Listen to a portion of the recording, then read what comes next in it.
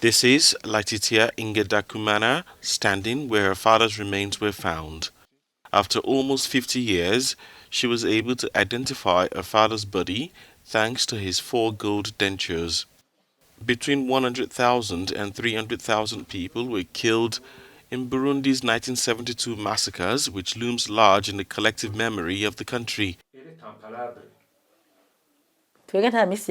We never knew where my father was taken. What I know is that they took our land, they looted everything that we had, and we lived a miserable life. We had to return to the interior of the country. Laetitia's father was a senior banker and a Hutu living in Bujumbura. She was only 10 years old when her father was arrested. The Burundian government established the Truth and Reconciliation Commission, known as the TRC, in May 2014 to investigate the inter-ethnic massacres and get to the truth. Since 2019, the TRC has been exhuming mass graves throughout the country, using witness testimonies to locate them. Thanks to these efforts, some families have managed to find their loved ones' remains.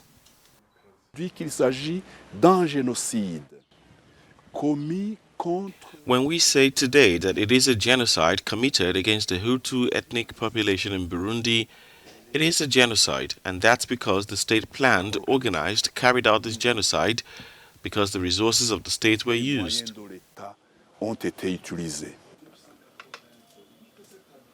But not everyone shares this view in Burundi. What began on the 29th of April 1972 as attacks by Hutu extremists against Tutsis led to reprisals that quickly escalated into massacres of the Hutu elite.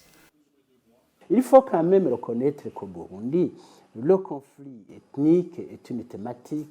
One must recognize that in Burundi, ethnic conflict is a constant theme which is hugely exploited. At the time when the Tutsis were in power, the idea of a Hutu menace was a constant theme, whereas today it's the opposite. It's the idea of the Tutsi menace which is also a constant theme. There have, however, been allegations of the TRC focusing its research on sites where Hutus were buried and ignoring those where Tutsi victims were found.